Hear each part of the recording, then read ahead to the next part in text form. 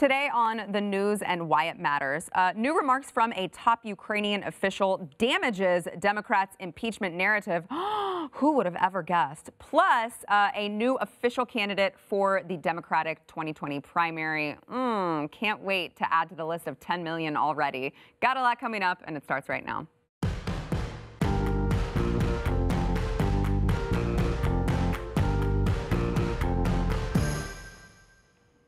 Welcome to the news and why it matters. I am Sarah Gonzalez, today joined by Stu Bergier, our regular Stu Bergier. That's me, I'm regular. I just feel like I give everyone else titles, and for Stu, I'm just like, it's Stu. It's just me. I'm here, I'm sitting here all the time, and there's no need to introduce me every day.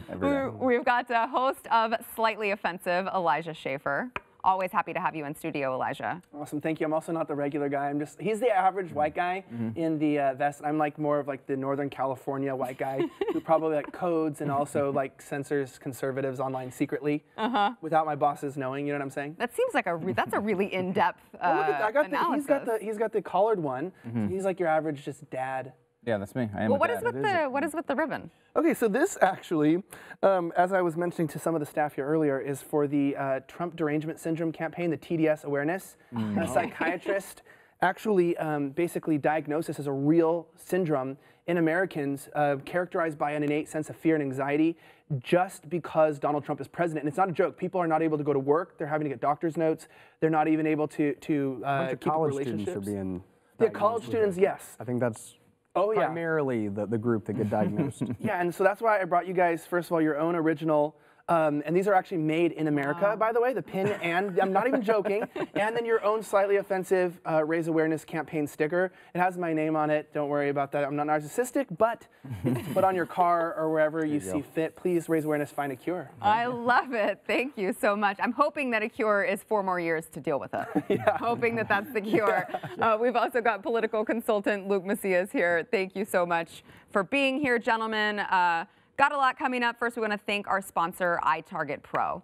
So if you are like many Americans, you like to utilize your Second Amendment rights, you like to go to the range, you want to be a responsible, Second Amendment gun advocate. So you got to go to the range, you got to practice, you got to shoot. The problem is that gets really costly. And also you really don't get to know your gun as well as you would if you dry fire your gun. So iTarget Pro, what they do is they have a laser bullet, and Pack-Ray made fun of me when I called it a laser bullet, but it says it on the box, okay? It's a laser bullet, literally. You put it in your gun, and it comes with a little target that you can set up at your home, wherever you would like to conveniently shoot. It doesn't use any ammunition, and it keeps track of where you are shooting. Those of you who are watching can see that iTarget Pro in action. I have it at my house. It is the way that I first introduced my son to my firearm.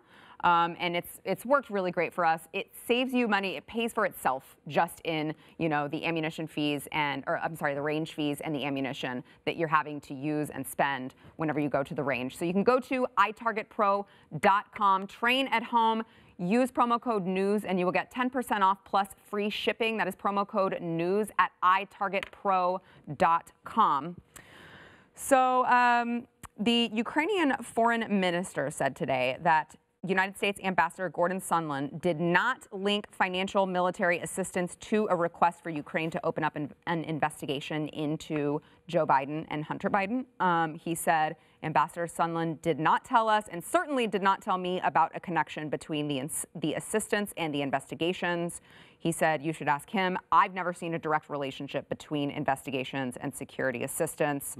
But, Stu, I feel like we should probably not take that into consideration as much as we should all of the people who were not involved with any sort of conversations and have never talked to the president before, right? That makes sense, right? That's always the best way to do it. Yeah. I mean, that's a big development in Trump's defense, right? If you can get some disagreement among witnesses, it makes it a little bit easier to be able to argue your side. I think so far we've basically only seen people who have come out, because this is, of course, the way the Democrats have designed it, that have only come out and taken the opposite side on that. This sort of stuff, like whether he wanted it to be a quid pro quo or not, is not that big of a deal to me, frankly. Whether it was in the national interest is a big deal to me. He should be holding back money, frankly, if it's in the national interest, and they've lost billions and billions of our dollars before, to say, hey, you know what, we're going to avoid the corruption or you're not getting this money is not a crazy thing for a president to do. In fact, we saw the vice president do it, Biden, to Ukraine about a prosecution going on in Ukraine. And bragged about it on video. About it, the exact same situation. So really, to me, it only comes down to whether it was good for the country or not. Is this a good move? You know, Democrats, of course, like to see Trump as this guy who only cares about himself and only cares about his personal political gain. So it's easy for them to see it through that prism. But on the other side, if you have a vice president who is potentially involved in corruption, maybe trying to enrich his family, maybe involved in all sorts of weird inner dealings in a foreign country where tons of our money is lost. To me, that's very centrally in the middle of American interest. We need to know what the hell happened there. Elijah, it's interesting because the Democrats apparently, 2 years ago, 3 years ago, cared a lot about finding out whether or not there was corruption or interference with a foreign country in any sort of U.S. election. Now, not so much. Now we're not supposed to care about foreign interference or, corrupt foreign dealings, right? Well, number one, we don't care because when you look at it, I think it's so funny for someone to go, Trump is a Russian agent, right? He's all for Russia. And that's all we heard is this conspiracy theory 1.0, 2.0, even 3.0 of like, well, maybe, the hearings ended. Maybe Mueller wasn't fully complete. Maybe we need to look back into this to see if he somehow lied at some point in the hearings. And then all of a sudden they go, actually, he's working with Ukraine against his campaign, which if you have kept up with anything, Ukraine and Russia are not exactly on good terms. So it's like, he's working for Nazi Germany and he was working for England at the same time. It's like, well, what is it then? So maybe he's just working for the interest of America. Right. Because if it seems like he's working for enemy countries, that would either mean he's playing them against each other or he's probably just not working for them. He's working with them or trying to understand them to push our own interests forward. And I think this whole idea with Biden, with his son Hunter, I think this is just because he's a candidate doesn't mean that we allow corruption, which is what the Democrats always want to do. They always want to, I think that's why Hillary might actually even run. Because think about it, if this is what they do though. If she runs, right, she said there's a lot of pressure on her. Yeah. Oh, many people are pressuring her, I'm sure. And there's a lot of, there's these open investigations possibly right now into her emails. And then now they can tell the public, well, look, he's trying to investigate a political candidate. When really, in reality, her corruption far preceded her running or maybe joining the race. And same thing with Biden. It's like this corruption didn't just happen today. It was ongoing. And now because suddenly he's running, he's an elite and he's above reprimand or above scrutiny? I don't think so. Yeah. Luke, what are your thoughts? Intent is prior to content. And what Democrats are trying to do is they've taken the content that's within the call and they want to infuse a whole lot of intent behind it. And I think that what Jim Jordan brought out in his questioning of Ambassador Taylor was just the lack of almost meat on the bones that Democrats have provided the American people to really make their case for what the intent was. And the more statements that come out like this, the harder it is for Democrats to really convince independents and the American people that their view of this issue and scandal is correct. Yeah. Did you keep up with the impeachment hearings? A little bit. I mean, yeah, I was able to watch what happened. Yeah. Was there anything that was particularly shocking to you that came out? Not necessarily. I just thought that at the end of the day, you have a hearing that is clearly one-sided. I think that Republicans have to continue to do a better job showing the American people that they're not able to bring the witnesses that they want to bring, and they're not able to give this other side of the story, because I do think that generally that's how we view justice being delivered. So that's where I think that the Republicans still have a little bit of work to do, is really to make that case even more clear to the American people. I assume you kept up with it as well, Elijah. What are your thoughts? Snooze fest. Absolute horse crap. So boring. I mean, honestly, when you hear the same story reiterated time and time again, I don't have direct evidence that there's any sort of collusion here to work with a foreign agent against a candidate, but I did overhear something somewhere that might lead to some sort of indictment against the president is just rubbish. And a lot of these things are happening in secret, and I still want to know, where's the whistleblower? I mean, that's what I want to hear from. And the fact that they're being so secretive about this means that perhaps even their key witness probably has as little as the witnesses they've put forward already, which is pretty much next to nothing. Yeah, I mean, if these were supposed to be their explosive witnesses, right? And you had Taylor, who sat up there and said, all I can tell you is what I heard from some people, which I'm pretty sure in a court of law is not allowed. That's called hearsay. But apparently it's supposed to just make the Democrats' case on impeachment. Yeah, I mean, if you watched the coverage of this yesterday, there was this huge bombshell moment where, was it Taylor? I think it was Taylor that said, look, I talked to, first of all, he wasn't him.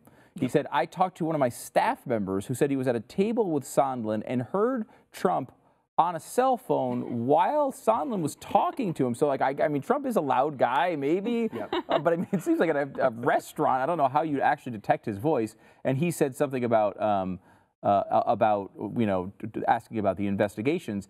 And Trump, when they asked Sondland about this afterwards, what does Trump think about Ukraine?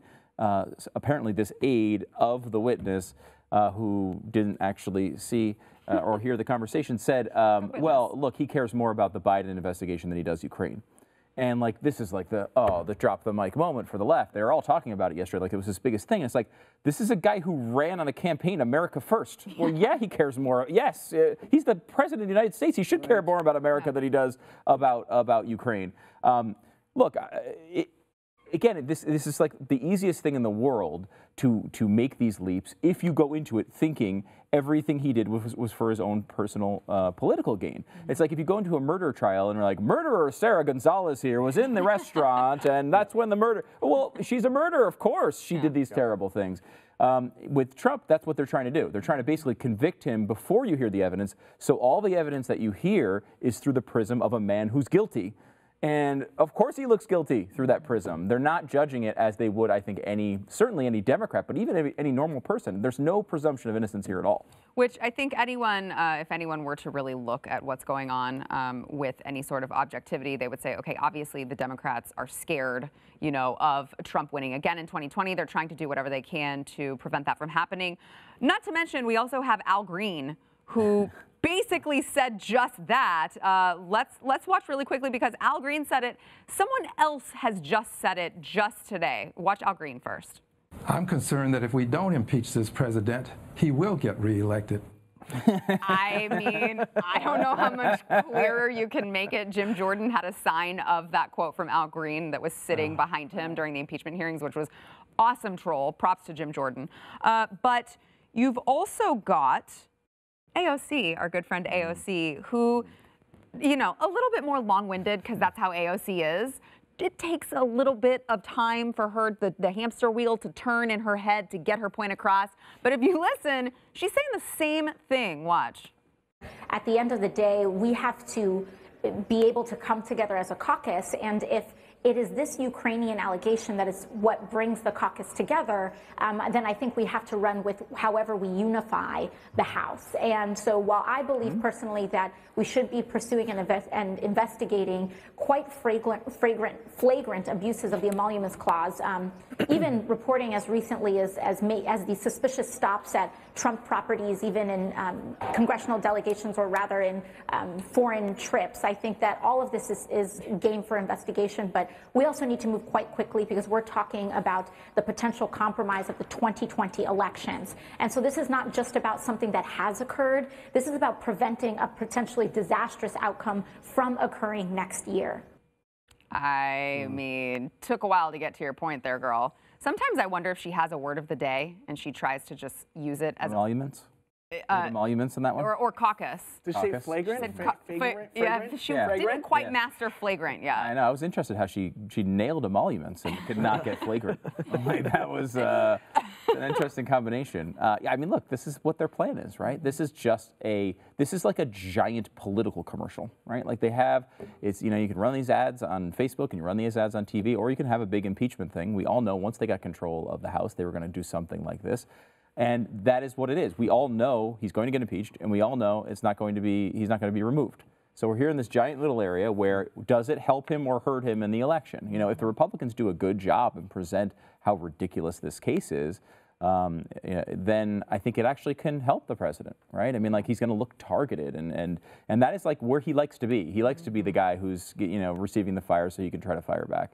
On the other side of it, you know, I mean, we've never seen this happen right before an election. I mean, it's never happened in American history, so we don't know what the effects are. Do you agree, Elijah? Yeah, well, I think when the dumbest people in the room and the biggest morons are against somebody, And I kind of can see which side I'm probably going to end up taking, because when you can't even get a word right and you talk about fragrance and cologne and I mean, she has to go out of her way almost to sound stupid. And I don't mean to degrade her as a woman, like, or anything. Oh, don't even bring up the woman thing. No, but I mean, she is stupid regardless of her gender. Yeah, well, that's what I'm saying. We're about to get there. So it's like being a previous bartender, to me, she talks consistent with a bartender who's taken too many shots in between serving drinks. I mean, she doesn't get her words straight, and then she gives the smoking gun out to the public saying, we're doing this to unify our base, basically, and to unify ourselves, because the Democrats are so broken apart right now. They don't know what to do. You have like 4 or 5 of them that basically are in the forefront, in the spotlight. And what are the rest of the Democrats doing? Probably trying to do their damn jobs, honestly. And before I talk too much credit on all Democrats, there are some out there that are just trying to work for the people.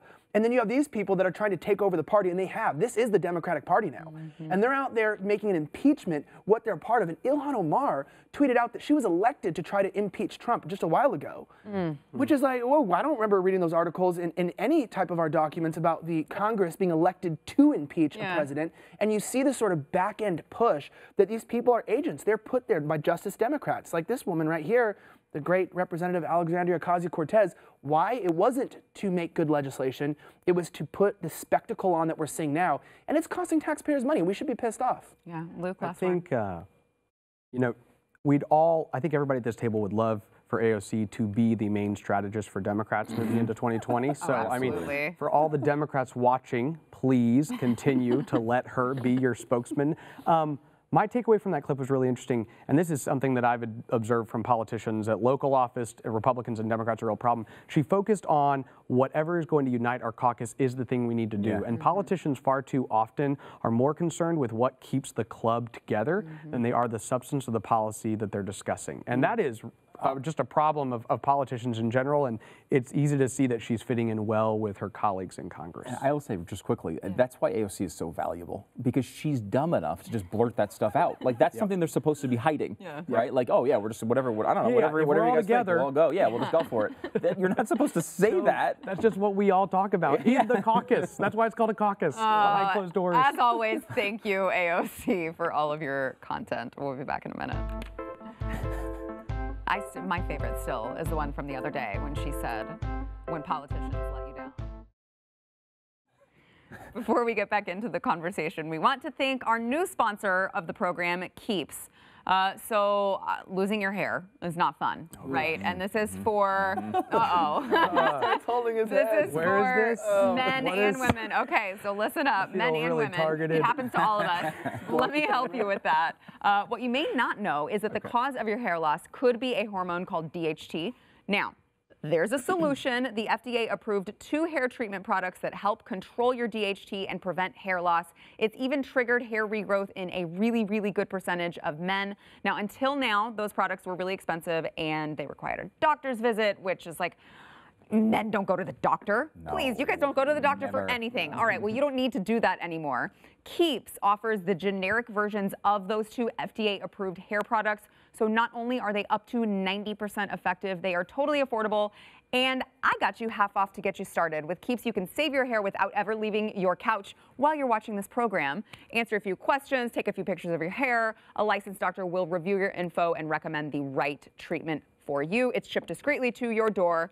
You got a free online doctor consult and 50% off your first order. That is keeps.com/Y. Keeps.com/Y. Yeah, I said 50% off. Go there now. Keeps.com/Y. All right.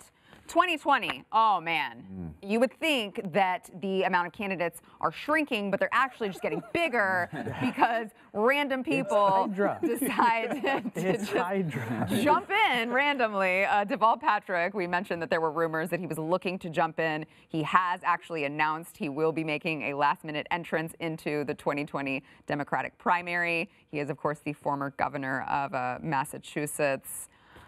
Is this last minute?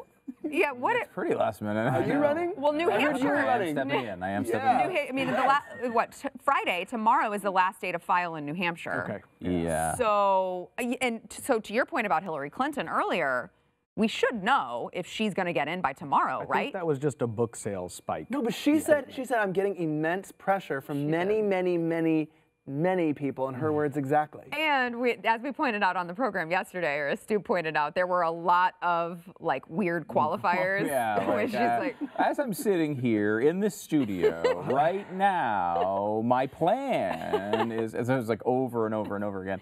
I mean, look, the Deval Patrick thing is bizarre. It really, I mean, I don't know how, like Bloomberg, you can at least theoretically make a case because he's got $50 billion and he can spend his way to get on all these ballots and everything. 60 now? 60 billion? Oh, Congratulations. sorry, 10 off. Well, you could spend 10 on the election then. I know. It'd still be at 50. Still be 50. I know. This is why, again, like my fun theory is Bloomberg as vice president, because then he can step in and spend as much as he wants and can compete. that's a good theory. Though I don't think that anyone would. Did that work well for Hillary? I mean, do we remember that one? Well, she did spend a lot of money. It didn't exactly work out. Right, but there's a difference between spending, spending a lot of time running around the country getting donations, and having $50 billion to just write checks, like, I mean, it would be, the Libertarians did this one time, I think I was talking about this before, where they did it once and they ran a guy, it was one of the Koch brothers actually, as their VP, and look, they didn't win. I don't know if anyone noticed this, the Libertarians didn't win the presidency. It was like in 1980, but it did give them more votes than they had ever had.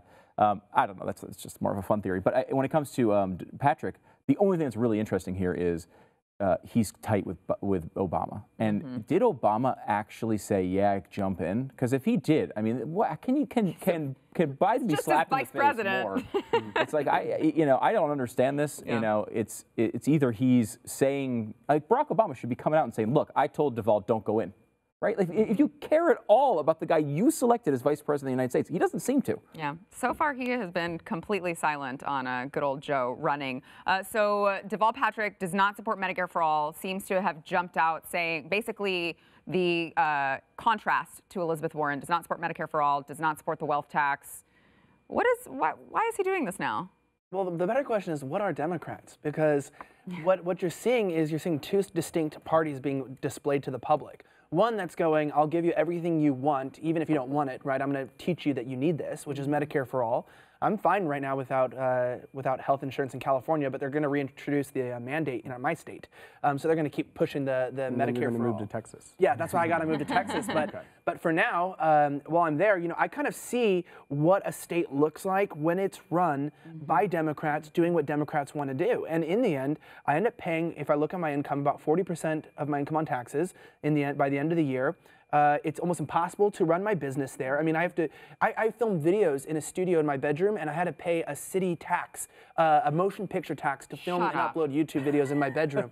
So I mean, realistically speaking, when you're looking at this guy coming in, I think he's trying to represent, and he's saying, hey, not all Democrats are as crazy as these Warrens, as these Kamala Harrises, as these Bernie Sanders. There's more moderate people out there. But look at Biden. He's technically more moderate in a lot of ways. I mean, he is definitely. I mean, if he's not beating off Corn Pop and the gang at the diving board and the summer pool, and messing up basic words like AOC. Really, truly, people don't like him because he's not extreme enough. Yeah. He's not. Yeah, Luke, we got about 30 seconds. He loses, I mean, this is just Biden with a cool factor, right? Yeah. And at the end of the day, he's trying to find a lane for himself. I think the Daily Wire talked about the fact that 60% of Democrat primary voters said they wished they had more options just last week. Jeez. So he's given them more options, and he's doing what they want. Wow, that is like, if that doesn't show you the sad state of affairs within the Democratic Party, I don't know what to tell you. Back in a minute. That is, they've got to be so embarrassed by that. It was 63. Hey, in case you missed Glenn's latest chalkboard special that took place yesterday, it was called The Democrats' Hydra. And it was not just a chalkboard, by the way. It was just full of information that you are not going to believe if you missed it. It was unavailable for a little bit on the platform. It is back up now. We had some technical issues we had to work through. It is back up now. You have to watch it. I'm just saying, you're going to lose your mind when you realize what all has been going on underneath your nose the entire time with your tax dollars and who all is behind it. You got to go watch it. It's available on YouTube. It should be available on Facebook, I believe, but it's YouTube, BlazeTV's YouTube. Also, BlazeTV.com. You can save $20 with code GBOFF. And if you do go to BlazeTV.com, you will also have access to slightly offensive Yes. Elijah's. We're yes. now on there. Yeah, Elijah. You look surprised. I know. Well, because Did I just announce this to you? He's like, oh my God. we've always been a brand that's offered most of our work for free, but also now you get the old stuff that YouTube even removes, age restricts, which is all amazing. Yeah, so you can go to blazetv.com. Also check him out on YouTube, Slightly Offensive. We'll see you guys in overtime.